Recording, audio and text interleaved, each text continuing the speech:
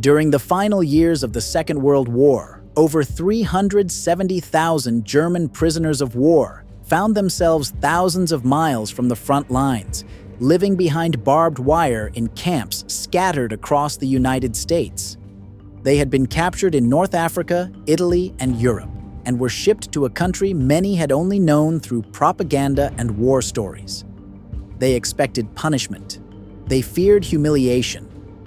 What they encountered instead was something entirely unexpected: generous meals, orderly camps, and, perhaps most unsettling of all, fair treatment.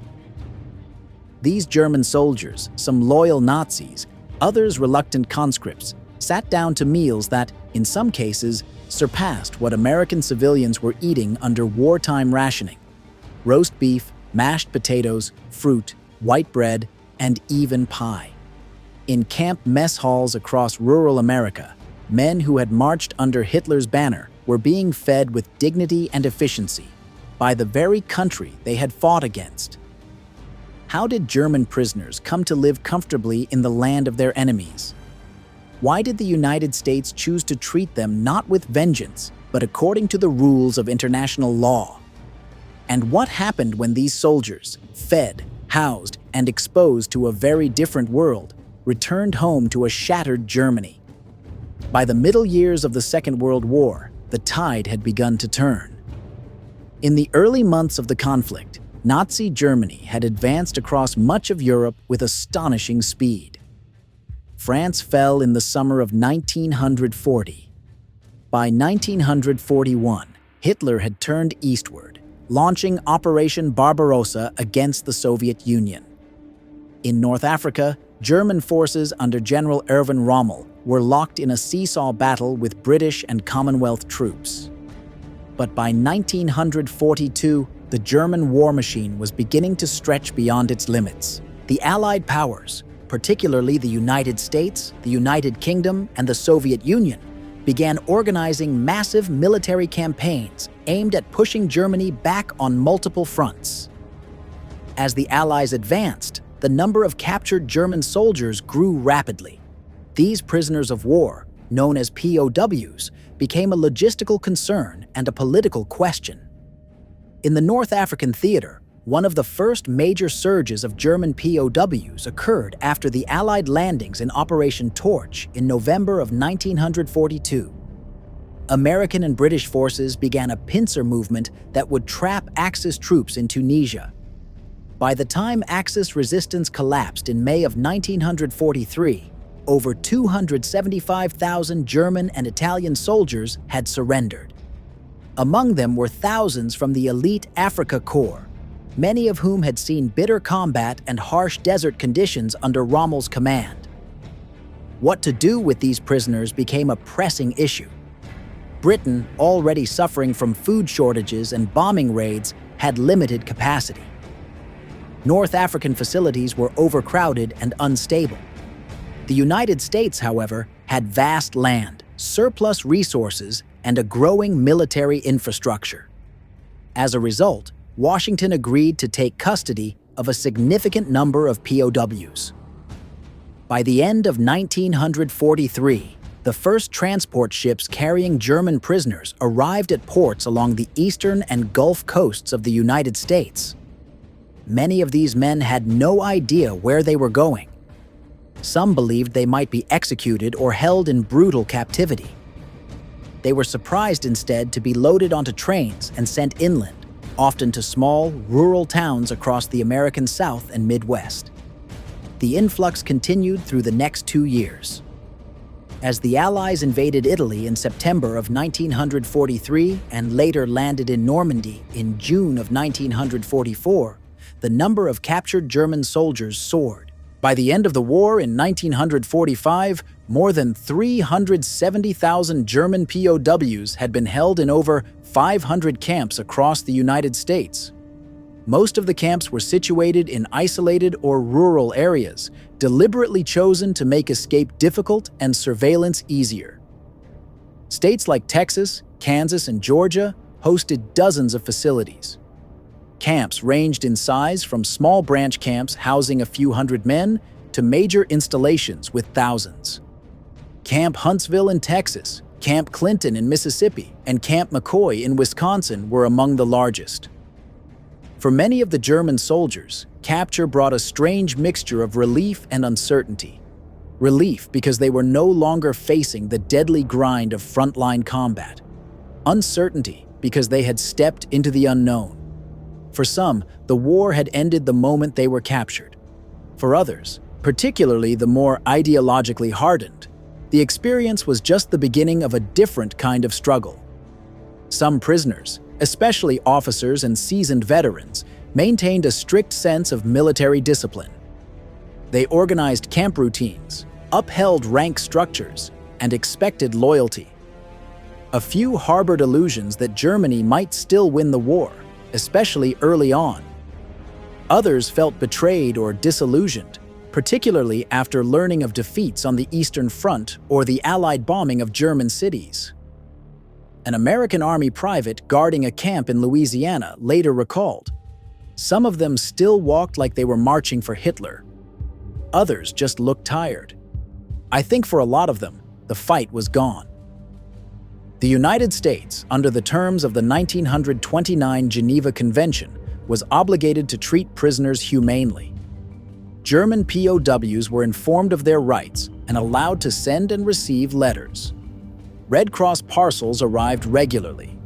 They were housed in barracks, provided clothing and blankets, and assigned identification numbers. Their names were recorded, and they were permitted religious services and medical care. It was not lost on many Americans that these men had come from an army that had committed aggression across Europe. Public sentiment was often wary or resentful, yet the U.S. government maintained that adherence to the Geneva Convention served both moral and strategic purposes. It set a standard for how American prisoners should be treated abroad and reinforced America's image as a rules-based nation. As the war raged on, more and more German soldiers found themselves pulled from battlefields and placed behind American fences. Each had his own story of service, of survival, of surrender. But all of them were about to enter a world far removed from the ruins of Europe or the ideology of the Third Reich. Many had been told to expect starvation, abuse, or worse at the hands of their captors. Instead, they found themselves in orderly camps with access to food, clean water, and even occasional recreation. As trainloads of German prisoners rolled deeper into the American interior, the next phase of their journey began.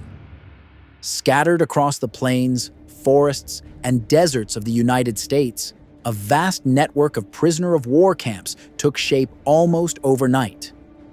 Though the war was raging oceans away, rural communities in states like Texas, Nebraska, Iowa, and Georgia suddenly found themselves playing host to the very soldiers their sons were fighting in Europe and North Africa.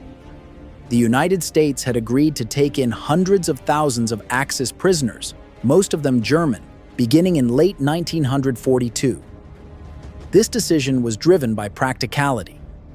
Britain lacked the space, the resources, and the agricultural capacity to support so many prisoners. In contrast, the United States had land, infrastructure, and a mobilized wartime economy. American military planners, under the direction of the War Department and the Office of the Provost Marshal General, began building camps that would hold prisoners securely while also complying with international law. From the beginning, this was a massive logistical challenge. By the end of the war, more than 500 principal and branch POW camps dotted the American landscape. Each was typically built to house between 500 and 5,000 prisoners, depending on local capacity and transportation links. Camp Swift in Texas, Camp Atterbury in Indiana, Camp Robinson in Arkansas, and dozens of similar facilities followed a fairly standardized layout: barbed wire fences, watchtowers, wooden barracks, mess halls, latrines, infirmaries, and administrative offices. In many cases, these camps were constructed on or near existing military bases. This not only reduced costs, but also allowed for easier oversight. Temporary branch camps, often housed in fairgrounds or repurposed civilian buildings, supported seasonal labor needs and overflow situations. Despite their appearance, these were not concentration camps or forced labor installations. They were, in effect, self-contained towns, structured, policed, and regulated. Most German prisoners quickly discovered that life inside the American camp system bore little resemblance to the horrors they had feared. According to the Geneva Convention of 1929, prisoners of war were entitled to humane treatment, shelter equivalent to that of the detaining power's own soldiers, and access to adequate food, hygiene, and medical care. The United States, aware that its own soldiers might one day become prisoners themselves, was determined to uphold those standards. As a result, the daily routine inside the camps reflected a strange mix of military order and unexpected comfort. Prisoners rose early, stood for roll call, cleaned their barracks, and often attended to assigned duties. Those who held rank in the Wehrmacht retained their hierarchical roles within the camp. Officers were separated from enlisted men, as required by international regulations. They were not compelled to work, but many still organized activities, religious services, and lectures to pass the time. The architectural style of the camps was simple but functional. Wooden barracks typically held between 50 and 100 men. Each was heated, lit, and outfitted with bunk beds, blankets, and stoves.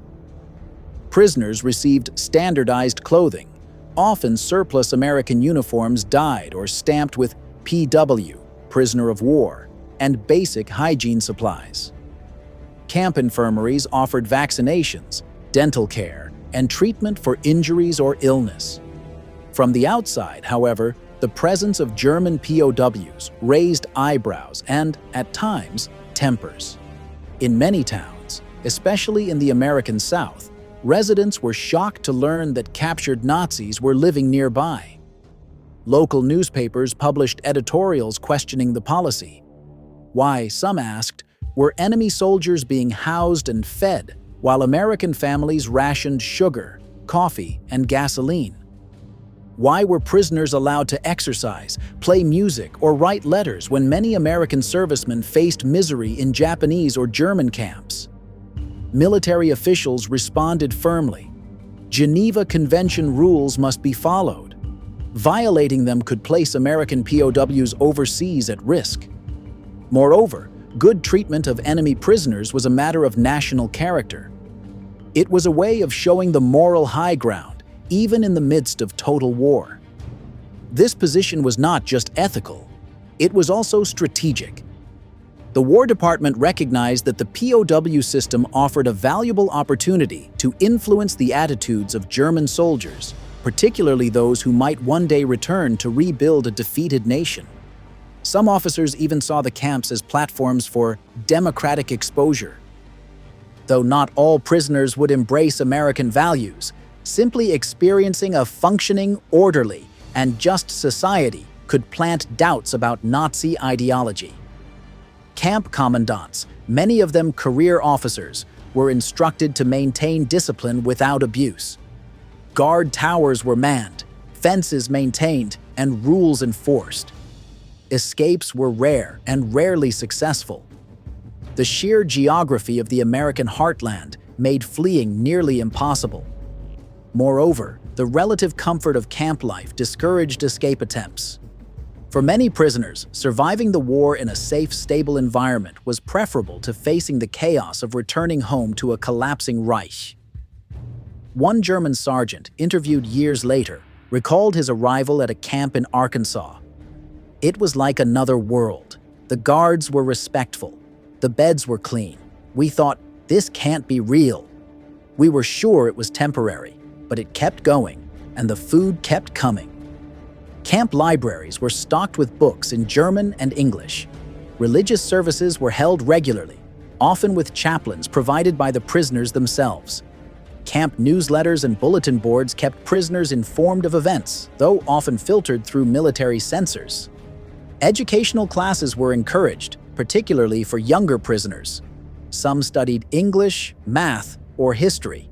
A few earned high school equivalency certificates. This emphasis on mental engagement and dignity surprised many prisoners. For those raised under a regime of obedience and propaganda, the American camp system offered glimpses of another way of life, structured, yet based on individual worth. Not every camp was free of tension. Fights broke out occasionally, especially when ideological divisions surfaced. Some hardline Nazi prisoners tried to maintain control through intimidation, forming secret cells that punished dissenters. In extreme cases, these internal conflicts led to violence. American authorities, once aware of the issue, began separating outspoken Nazis from more moderate or apolitical prisoners. This internal sorting would later play a critical role in attempts at re-education and ideological reform. Still, on balance, the camps functioned smoothly. They were, in many ways, examples of administrative success in wartime America. They provided structure for the prisoners, work opportunities for local civilians, and a model, however flawed, of international cooperation under stress. Inside the barbed wire fences of American POW camps, a quiet but significant reality was taking shape. German prisoners of war, many of whom had arrived expecting hardship and humiliation, found themselves living under a system guided by international law, enforced with consistency, and shaped by a sense of legal obligation. At the heart of this system was a document signed in peacetime but tested in war: the Geneva Convention of 1929. The Geneva Convention relative to the treatment of prisoners of war had been adopted a decade after the First World War. Its primary aim was to codify the humane treatment of captured soldiers, ensuring that they retained basic rights even while in enemy hands. It established rules on food, shelter, medical care, communication, and labor. While not perfect, it was a significant step toward regulating conduct in the chaos of armed conflict. By the time the Second World War erupted, the United States, Germany, and most major powers were signatories to the convention. That meant both sides had a legal responsibility to adhere to its provisions. For the United States, this obligation became a guiding principle in the treatment of Axis prisoners. In practice, this meant that German POWs in American camps were entitled to the same standard of food, housing, and clothing as American soldiers. The U.S. military took this requirement seriously. Meals provided to prisoners followed the same nutritional guidelines used in Army mess halls. Each man received 3 meals a day, typically including meat, bread, vegetables, and some form of dessert. Even during periods of rationing, the military ensured that prisoner diets remained balanced and sufficient. To the average German soldier, this was nothing short of astonishing. Many had experienced food shortages and strict rationing back home. Some had gone without proper meals for weeks during military campaigns in the Soviet Union or North Africa. Suddenly, they were sitting in American mess halls eating full plates of hot food, served at regular hours. The contrast was difficult to ignore. One former POW, years later, described his surprise at the first meal he received in a camp in Texas. "We were expecting water and old bread.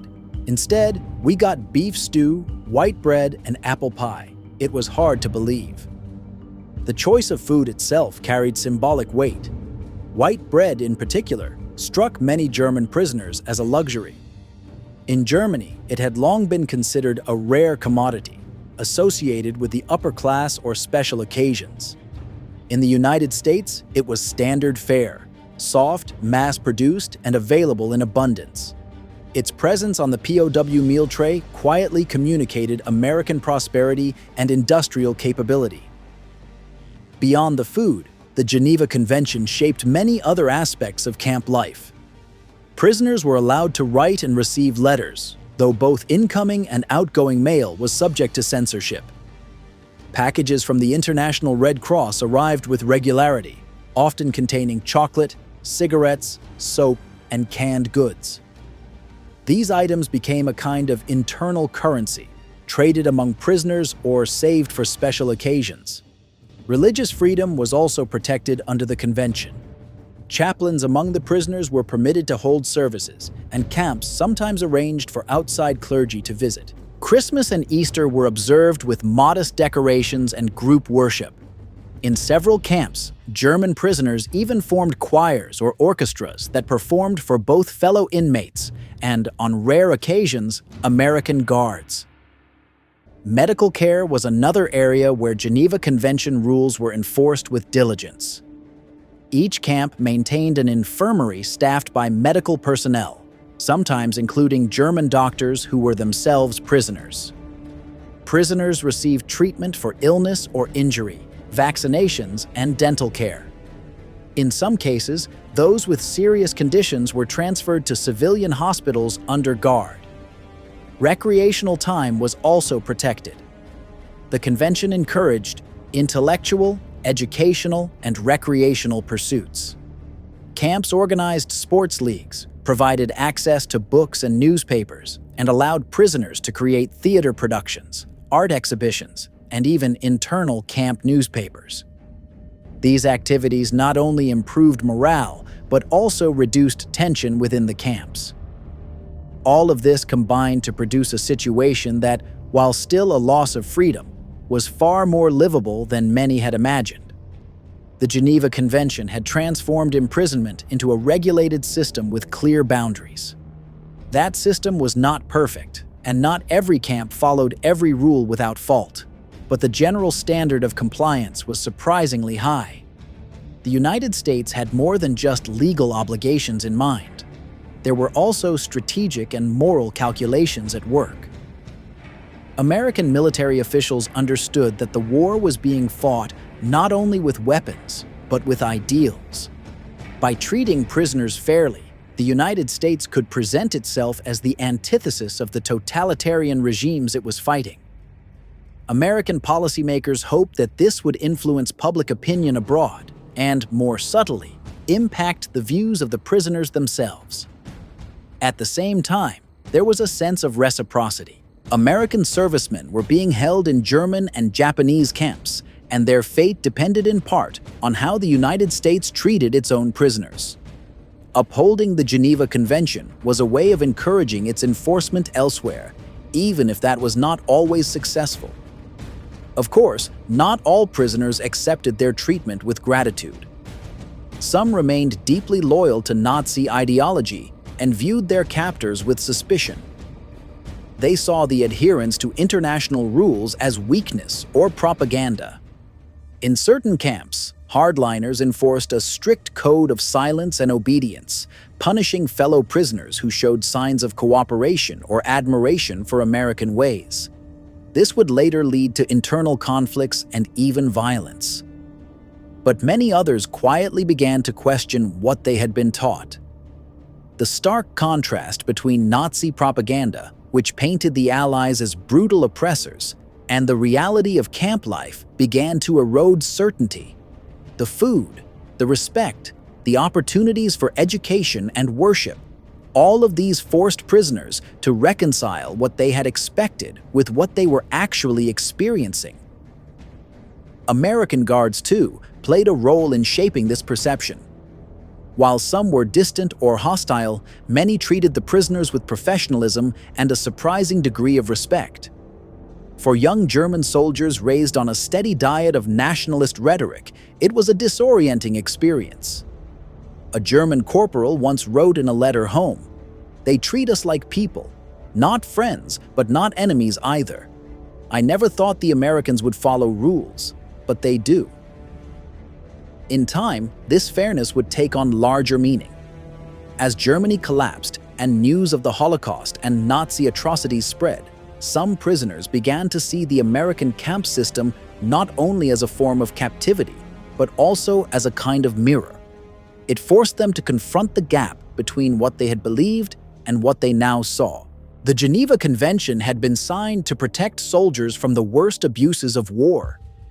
In the American POW camps, it became more than just a legal framework.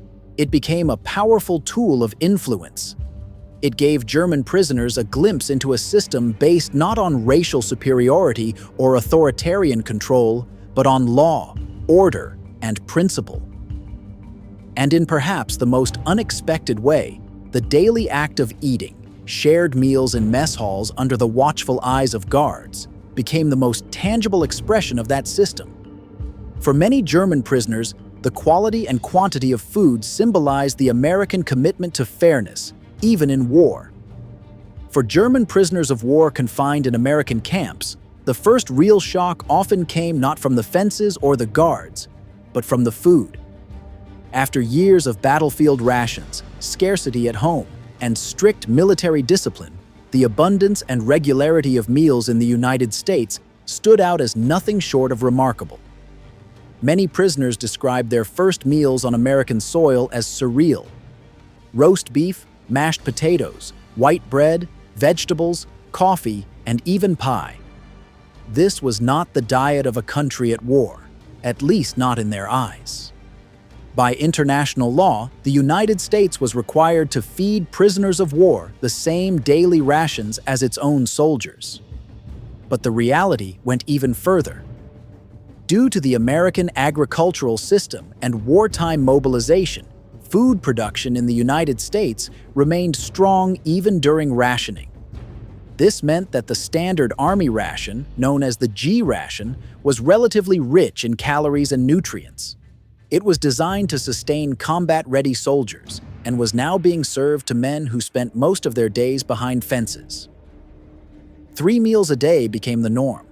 Breakfast might include scrambled eggs, bacon or sausage, toast or biscuits, and coffee.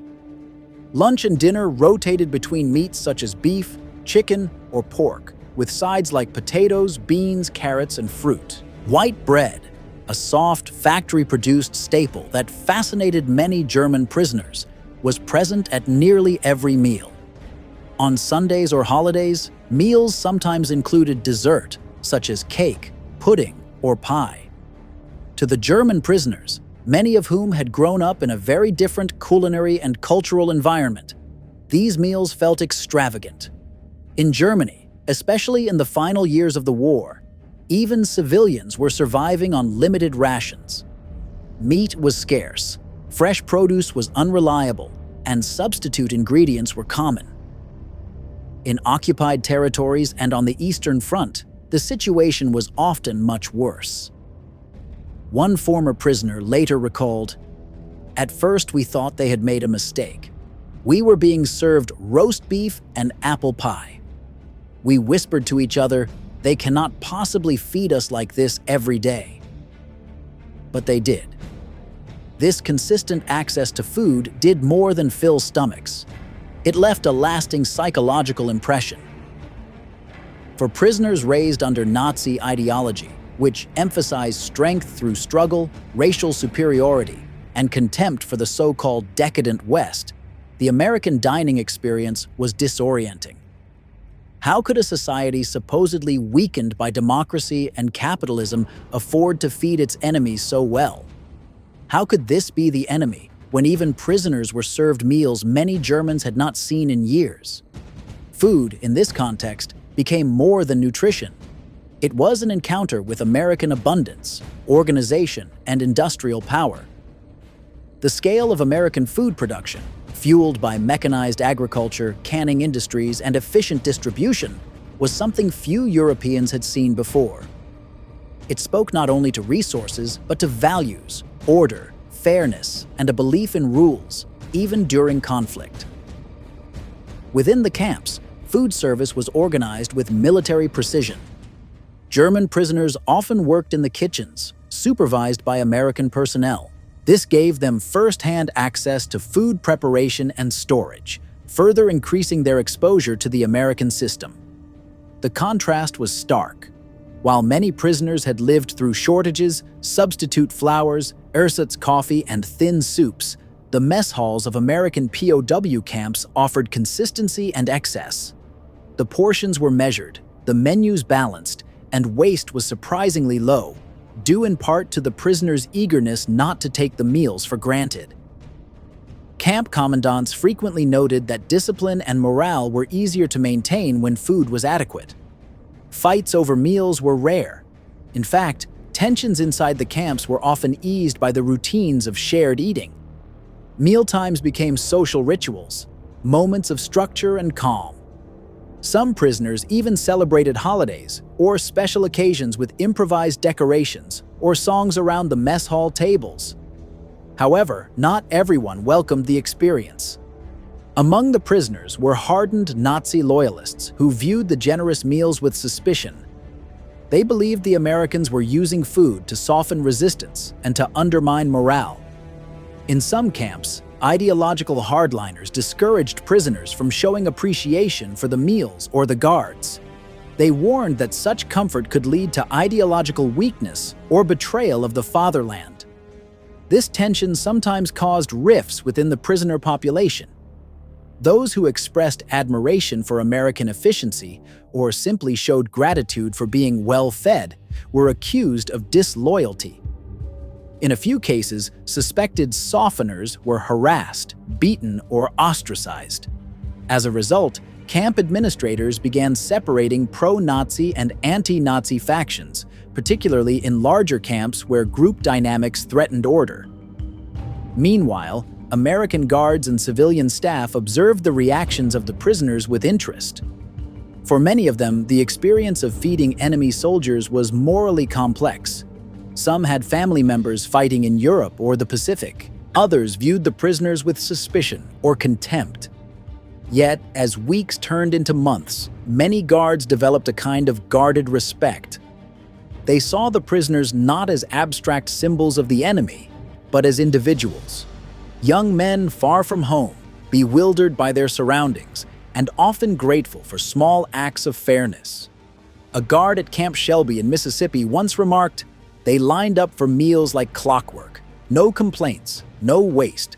You'd think we were serving generals, not prisoners." Occasionally, the cultural divide narrowed further. In some camps, particularly where long-term detainment led to routine cooperation, American cooks allowed German prisoners to prepare traditional dishes. When permitted, German food was cooked in the mess halls using available ingredients, leading to a strange fusion of old-world recipes and American supplies. Dishes like potato pancakes, cabbage stews, and boiled sausages made occasional appearances, especially around holidays. This blending of culinary cultures also showed up in the informal economy of the camps. Food from Red Cross parcels, such as chocolate, jam, or canned meat, was traded among prisoners or saved for personal enjoyment. On birthdays or religious holidays, small celebrations were held with decorated tables, folded paper banners, and shared treats.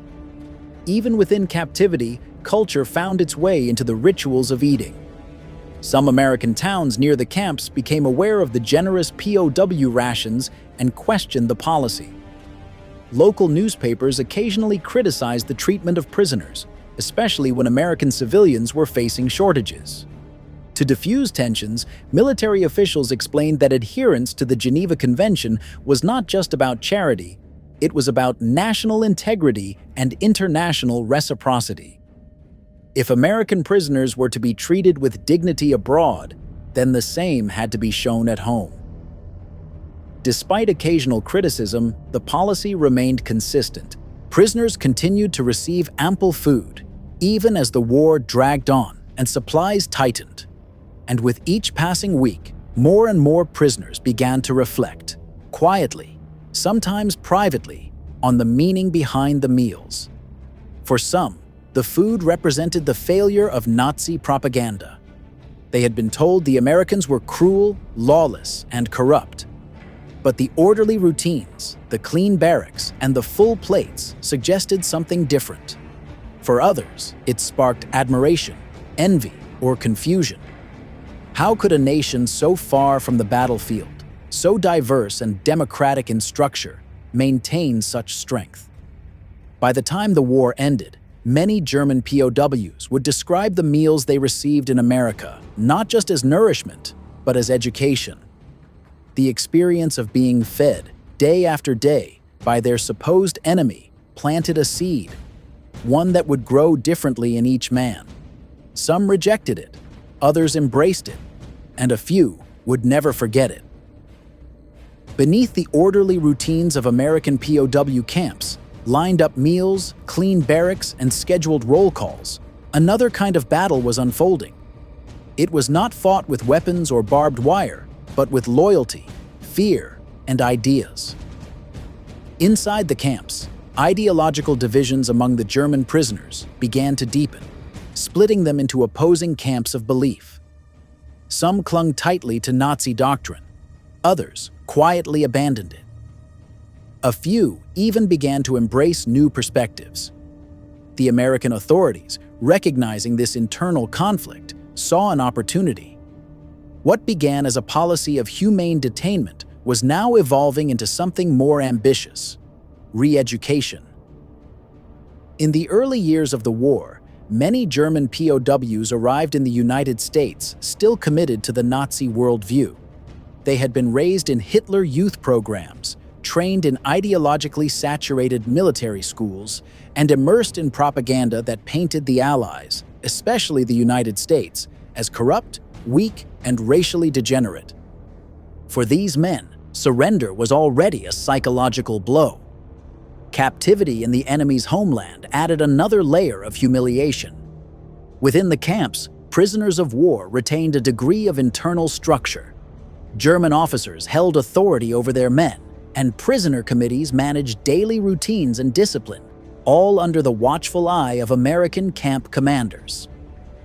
But this internal autonomy came with complications. In many camps, hardline Nazis quickly assumed informal leadership.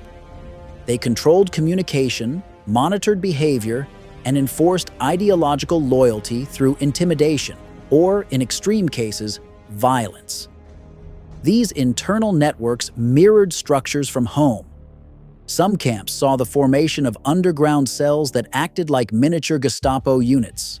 Suspected traitors, those who criticized Hitler, read American literature, or showed curiosity about democracy, were labeled traitors to the fatherland. They might be beaten, threatened, or forced into silence.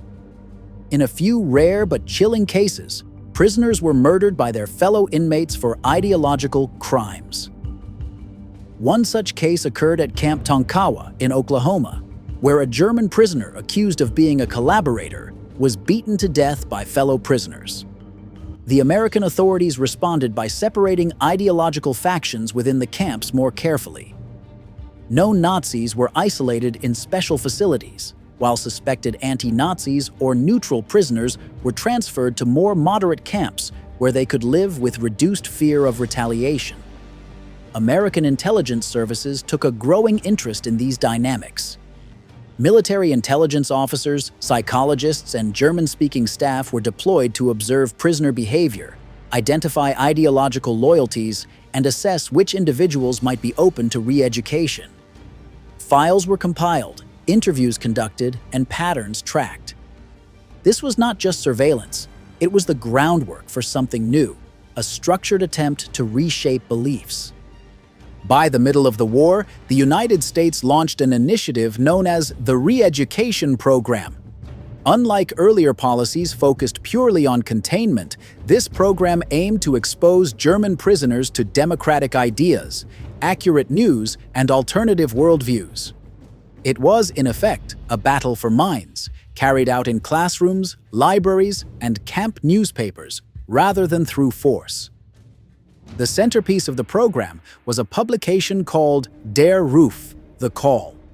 Written in German by a select group of anti-Nazi prisoners, it was distributed in many camps starting in the final years of the war. Der Ruf covered a range of topics: world affairs, post-war reconstruction, German literature, American society, and the dangers of totalitarianism. Its tone was thoughtful rather than confrontational. It did not shout down Nazi ideas, it reasoned with them.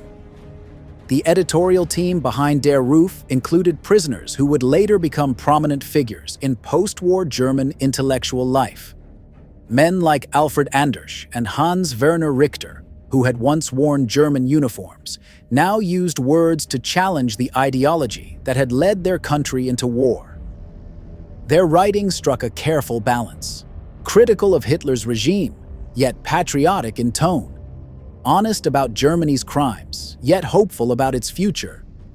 In addition to newspapers, the re-education program included lectures, film screenings, and curated libraries. American officers arranged for prisoners to view documentaries about democracy, pluralism, and civil liberties. Books by German authors banned under the Nazi regime, such as Thomas Mann and Erich Maria Remarque, were made available in camp libraries. In some camps, prisoners organized study groups and discussion circles. These activities were voluntary but encouraged. Reactions to these efforts varied widely. Some prisoners dismissed them as propaganda. Others participated out of curiosity. A growing number, however, began to engage more deeply. For men who had spent years under censorship and control, simply having access to uncensored news or literature was a revelation.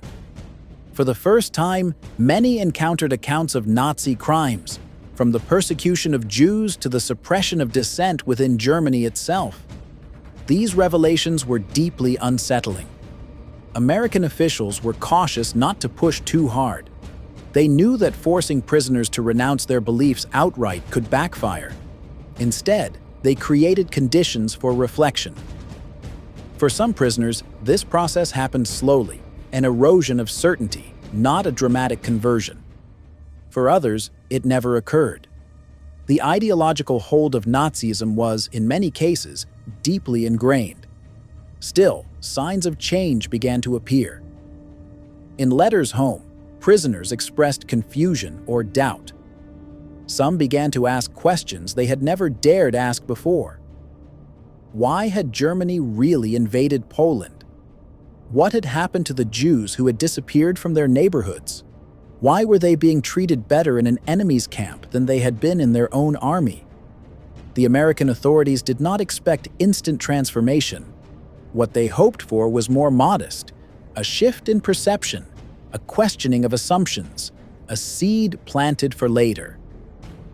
They understood that the real impact might not be seen until the prisoners returned to Germany, where they would have to rebuild their lives, their communities, and their understanding of the world. In this way, the POW camps became laboratories of post-war reconstruction. They were, in miniature, places where the future of Germany was being shaped, not by force, but by exposure. The war had destroyed cities and governments. The challenge now was to rebuild minds. This quiet effort, carried out with books, meals, conversations, and the careful separation of extremists, would later play an unexpected role in West Germany's democratic rebirth. Some of the prisoners who had passed through American camps became writers, teachers, politicians, or civic leaders. Their time behind American fences, once viewed as captivity, became, in hindsight, a turning point. As the war stretched into its later years, the presence of hundreds of thousands of German prisoners of war in the United States posed a logistical question that soon turned into an economic opportunity. These men, while detained, were not entirely idle. Under the rules of the Geneva Convention, prisoners of war could be required to perform non-military labor. For American authorities facing a severe domestic labor shortage, especially in agriculture and industry, this provision proved to be both practical and beneficial. By the middle of the war, millions of American men were serving overseas. Farms, factories, sawmills, and railroads back home struggled to maintain production levels without a reliable workforce. The federal government, recognizing the urgency of the situation, began coordinating prisoner labor programs through the War Manpower Commission and the Office of the Provost Marshal General. What followed was a remarkable chapter in the POW experience. Thousands of German soldiers working under guard in the very nation they had once been told was the enemy. The legal foundation for this program was rooted in Article 27 of the 1929 Geneva Convention, which allowed prisoners to be employed in labor not directly connected to war operations. They could not be assigned dangerous tasks, nor could they be forced to work in the production of weapons or ammunition. In practice, this meant most labor assignments involved agriculture, forestry, construction, and light manufacturing. Prisoners received modest compensation for their work.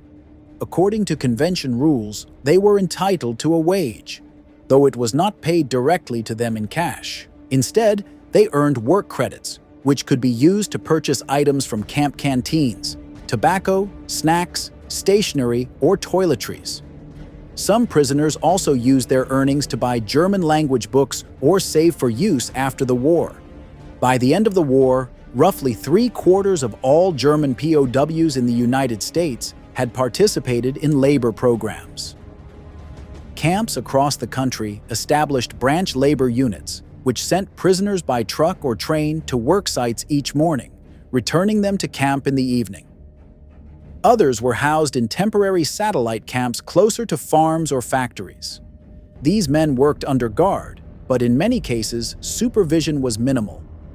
Escape attempts during labor outings were rare, and those who did flee were almost always recaptured quickly, unfamiliar with the language, geography, and lacking civilian clothing. In the rural South and Midwest, the presence of German laborers became part of the wartime landscape. On cotton fields in Mississippi, corn farms in Nebraska, and apple orchards in Washington state, German POWs harvested crops, operated machinery, and performed seasonal labor that might otherwise have gone undone. In the timber-rich regions of the Pacific Northwest, prisoners worked as loggers and mill hands. In the industrial Midwest, they sorted scrap metal, repaired rail lines, and performed maintenance in non-military facilities. For many American farmers and business owners, the arrival of prisoner labor was a welcome relief. In some regions, local economies had begun to falter due to workforce shortages. With the assistance of prisoner crews, farms maintained their harvests, factories kept their quotas, and transportation systems remained functional. The government regulated labor contracts, ensuring fair treatment and payment according to guidelines. What emerged from these arrangements was a surprising level of cooperation and, occasionally, unexpected human contact. While strict rules prohibited fraternization between prisoners and civilians, these lines were not always perfectly enforced. In small towns where German workers showed up daily, a kind of cautious familiarity developed. Farmers learned names. Prisoners learned basic English phrases. Meals were sometimes shared in fields or barns. While not friendships in the formal sense, these interactions chipped away at preconceptions. Many Americans were struck by the politeness, efficiency, and youth of the prisoners. These were not monsters or villains. They were mostly young men, many still in their teens or early 20s, caught in a war they did not fully understand. In return, prisoners saw a version of American life they had never imagined. They observed homes, families, schools, churches, an ordinary society functioning with order and freedom. It stood in stark contrast to the fear-driven propaganda they had known. In a letter smuggled out by a prisoner working in Kansas, one man wrote to his family in Bavaria, "The people here are kind. They work hard and treat us without hatred. It is different from everything we were told." The labor experience also had a softening effect within the camps themselves. Work created routine, reduced boredom, and gave prisoners a sense of usefulness. For many, it was better than spending long hours behind fences with little to do. The physical labor, while tiring, brought structure to the weeks and months of uncertain captivity. However, not all prisoners were eager participants. Hardline Nazis viewed cooperation with American authorities as betrayal. They discouraged fellow prisoners from volunteering for labor and sometimes threatened those who did. American camp administrators responded by segregating ideologically extreme prisoners or removing them from labor rosters entirely to maintain safety. Despite these challenges, the labor system continued to grow. By late in the war, there were hundreds of branch work camps, many located near farming communities and industrial sites. Some camps allowed prisoners to contribute artwork, carpentry, or skilled labor for local projects. In isolated cases, prisoners constructed furniture for schools, repaired flood-damaged roads, or painted murals in community centers. These contributions, though not widely publicized, left a subtle mark on the physical landscape of wartime America. The presence of German workers also forced American communities to wrestle with complex feelings. How should they feel about the enemy helping to harvest their wheat or build their roads? Some reacted with resentment or suspicion. Others, particularly those who interacted daily with prisoners, began to see them as individuals rather than as ideological enemies. A farmer in Iowa was quoted as saying, "They worked hard, never complained, and thanked us for coffee. I lost a cousin in France, but I could not hate these boys." These moments did not erase the war, nor did they change the outcome. But they created small bridges of understanding, fleeting connections between people shaped by vastly different systems. In a conflict defined by destruction, these simple acts of labor, shared meals, and exchanged words became rare moments of human clarity. For the American government, the prisoner labor program was an economic success. It helped sustain critical sectors of the economy and upheld international law. But its effects went beyond utility. It exposed German soldiers, many for the first time, to the values of hard work in a free society, where people of different backgrounds lived and worked side by side. As the war in Europe came to an end in the spring of 1945, German prisoners of war in the United States found themselves at a turning point. For years, they had lived in relative safety, sheltered from the violence and destruction that had consumed much of their homeland. Now, with Germany defeated and Adolf Hitler dead, the war was over, but their futures were anything but clear. For many of the prisoners, news of Germany's unconditional surrender on the 7th of May, 1945, came with a mixture of disbelief, shame, and relief. Some had remained loyal to the Nazi cause until the end. Others had already begun to question or reject it. But regardless of their personal views, the reality was inescapable. The Reich was gone. Their country lay in ruins. Their families were scattered, hungry, or missing. And they themselves were still in captivity, thousands of miles from home. Repatriation, returning the prisoners to Germany, was now the central concern. But this process would not be immediate, nor would it be simple. The Allied powers faced massive logistical challenges. Transport ships were limited. Europe's infrastructure was in shambles. And there was growing disagreement over how quickly German POWs should be released. Britain and France, both of which had suffered enormous damage during the war, argued that German prisoners should first be sent to help with post-war reconstruction. The United States, while more distant from the destruction, agreed to transfer many of its POWs to European countries for labor purposes before full repatriation. As a result, tens of thousands of German prisoners held in American camps were shipped not back to Germany, but to Britain or France. There, they were put to work repairing railroads, clearing debris, and rebuilding infrastructure. Conditions varied widely. In some places, treatment remained humane. In others, especially in early post-war France, resentment ran high, and conditions were harsh. The prisoners often found themselves facing angry populations, poor food, and difficult working environments. For the former prisoners who had grown accustomed to the structured, fair, and often generous treatment in American camps, this stage of post-war captivity came as a rude awakening. Gone were the regular meals, clean barracks, and occasional football games. In their place were long hours of physical labor, limited resources, and little certainty about when they would finally return home. Eventually, between late 1945 and 1946, large-scale repatriation began. Ships and trains slowly carried German prisoners back to a homeland that, for many, no longer felt familiar. Cities like Hamburg, Cologne, and Dresden lay in ruins, Roads were broken, factories had been flattened, millions were homeless, food was scarce, and entire regions faced famine conditions during the harsh winters that followed the war's end. Returning prisoners faced not only material hardship, but also social and emotional dislocation. They were no longer soldiers. Many were no longer trusted. Some were seen as tainted by their time abroad, especially those who had spent years in American camps and returned speaking some English or with stories that challenged Nazi narratives. Neighbors and even family members sometimes looked at them with suspicion. Had they been collaborators? Had they forgotten their loyalty? In many cases, the reverse was true. Having seen how Americans lived, worked, and governed themselves, some former POWs brought back with them new perspectives on freedom, law, and responsibility. For these men, the transition was not just physical, it was ideological.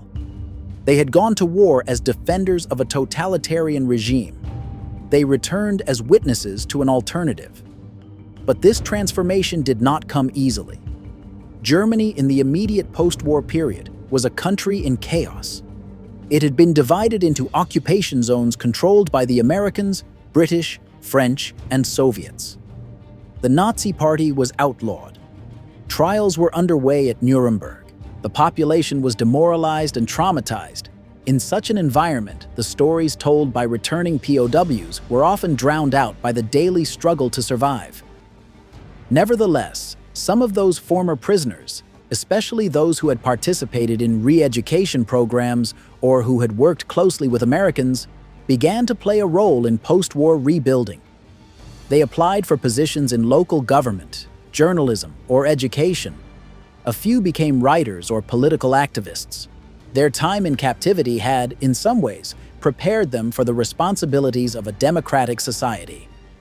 One former prisoner, Hans Werner Richter, who had edited the POW newspaper Der Ruf in the United States, would go on to become a prominent figure in West Germany's intellectual life. He and others like him helped lay the foundations for a new national identity, one that looked westward, not backward. But for every such story, there were many more marked by silence. Most former prisoners returned to lives of labor and anonymity. They resumed farming, took factory jobs, or tried to rebuild their family homes. They spoke little of their time in America. Some felt guilt, others feared being misunderstood, and many simply did not know how to explain what they had seen. One returning soldier reportedly said, "You cannot explain to a starving country what it meant to eat 3 meals a day in a place they called the enemy." This cultural dislocation, what some later called reverse culture shock, was one of the most enduring aspects of the POW experience. The men who returned had lived through a strange inversion of wartime roles. As captives, they had been treated with dignity and fairness by the enemy. As returning citizens, they now faced suspicion and hardship at home. Some never fully adjusted. Others quietly carried the memory of American banquets, clean barracks, and unexpected kindness through the rest of their lives. These memories became private counter-narratives, shaping their personal values and, over time, influencing their families and communities. By 1947, the vast majority of German POWs had been released and repatriated. A few remained in captivity longer, especially those convicted of war crimes or held in Soviet territories. But the chapter of German prisoners in America was, for the most part, closing. What remained was harder to quantify. The impressions made, the ideas challenged, the small seeds planted during years of captivity. These intangible effects would ripple outward in ways that could not be measured by treaties or timetables. When the last German prisoners of war stepped off the transport trains and returned to their devastated homeland in the late 1940s, their story did not end. It simply moved from the realm of wartime logistics into the more complex territory of memory. The years spent behind American fences, once seen as a chapter to be forgotten, gradually emerged as an influential, though often understated, part of West Germany's post-war evolution. In the first years after the war, returning POWs rarely spoke openly about their time in the United States. Their silence was partly due to the overwhelming hardships they found at home: destroyed cities, rationing, housing shortages, and political uncertainty. The scars of total war were everywhere. There was little appetite for stories of comparative comfort, especially from those who had been sheltered from the worst of the war's final years. Moreover, there was a lingering sense of guilt and shame. Many returning soldiers, whether POWs or not, had served under the Nazi regime. Even those who had not committed crimes often struggled with the knowledge of what their government had done, as the Nuremberg trials revealed the extent of Nazi atrocities, including the Holocaust. Some former POWs found it difficult to reconcile their experiences in humane captivity with the crimes committed in their name. Still, as the 1950s progressed, the narrative began to shift. West Germany, now a sovereign state under Chancellor Konrad Adenauer, embarked on a path of reconstruction, democratization, and reintegration with the West. In this context, the POW experience in the United States began to be re-evaluated. What had once seemed like a strange wartime anomaly was now seen by some as a formative episode in the reorientation of German identity. Former prisoners started to gather in informal groups, sharing stories, publishing memoirs, and reflecting on their years in American camps. These were not tales of suffering or brutality, but rather recollections of discovery, surprise, and, often, gratitude. The term "banquets behind barbed wire," once used ironically, took on new meaning. It came to symbolize not indulgence, but contrast between the world they had known and the one they had encountered. In these memoirs and interviews, a pattern emerged. Many former prisoners described their American captors as strict but fair. They recalled the shock of receiving white bread and butter, the opportunity to learn English, the availability of books and music. They remembered the labor programs not as exploitation, but as a way to regain dignity through work. And above all, they remembered being treated as human beings, even by those who had every reason to hate them. This exposure to democratic norms, however limited, left an impression. Some former POWs credited their camp experience with challenging the propaganda they had grown up with. They began to see the value of rule of law, individual rights, and civic responsibility. While not all underwent profound ideological change, a significant number reported a shift in attitude, away from authoritarianism and toward pluralism. A few of these individuals went on to play notable roles in post-war Germany. Hans Werner Richter, who had edited the prisoner newspaper Der Ruf while interned in the United States, later founded Gruppe 47, a literary circle that included writers such as Heinrich Böll and Günter Grass. This group became a cornerstone of West German literary and political thought, encouraging critical reflection on the Nazi past and the future of German democracy. Others found more modest ways to apply what they had learned. Former POWs became teachers, civil servants, pastors, or trade unionists. In towns across West Germany, they quietly contributed to the development of democratic institutions, not with grand gestures, but with steady, often unnoticed, civic engagement. Some wrote articles for local newspapers. Others volunteered in post-war political parties or social organizations. The values they had seen modeled in American camps, fairness, order, freedom of speech, found expression in everyday life. In the United States, the legacy of the POW camps was also preserved, though in a different tone. Many rural communities that had once hosted the camps remembered the experience with a mix of pride and curiosity. Local residents recalled the shock of seeing German soldiers marching through their towns, but also the ways in which those men had worked, shopped, and sometimes even formed bonds with Americans. A few towns turned former campsites into museums or historical markers. Reunions between former prisoners and American guards took place decades later, often marked by mutual respect and shared memory. In both countries, the POW experience became a quiet bridge between former enemies. It was not celebrated in grand parades or political speeches, but it remained in the background, an example of how wartime decency could lay the groundwork for post-war reconciliation. Historians have since debated the full extent of the American POW experience's impact on West Germany's development.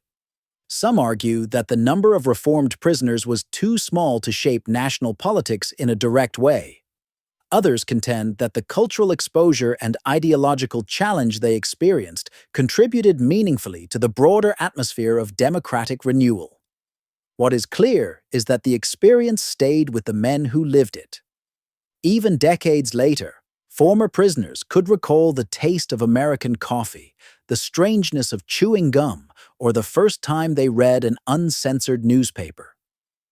These memories, while often personal, spoke to larger truths: that values are not easily destroyed, that ideas can cross even the most hostile boundaries, and that the humanity shown in wartime can echo far beyond its moment. Some of the most compelling accounts came from those who had once been deeply immersed in Nazi ideology. For them, the American camps represented a turning point. Not because they were indoctrinated or coerced, but because they were given space to think, read, and observe. In that space, surrounded by guards who enforced rules but not hatred, some began to re-examine everything they had believed. This was not a uniform transformation. Not every prisoner left the camps changed. Many remained bitter, confused, or politically disengaged. But the overall tone of the collective memory, as expressed in memoirs, oral histories, and academic studies, is one of reflection and learning. In time, the story of the German POWs in America found its way into classrooms, documentaries, and public discourse. It offered a nuanced perspective on war, one that did not ignore the horrors, but also did not reduce every enemy to a caricature. It reminded both Americans and Germans that, even in the midst of global conflict, individual choices, like following the Geneva Convention, offering fair treatment, or sharing a meal, can shape futures in ways that weapons cannot. Today, as historians continue to uncover letters, photos, and records from the POW camps, the story of these men continues to unfold. It is a story of contradictions: soldiers captured in battle but treated with dignity, enemies of democracy who learned to respect it, witnesses to destruction who returned with a glimpse of another way. Perhaps most striking is the fact that many of these men, once feared as enemy combatants, became quiet defenders of peace. Not with fanfare, but with lives shaped by the unexpected kindness of a wartime adversary. Their legacy reminds us that war does not end with surrender.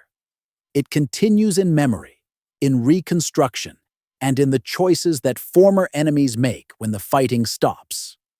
And sometimes, those choices begin at a mess hall table, with a simple plate of food served by the hand of the other side.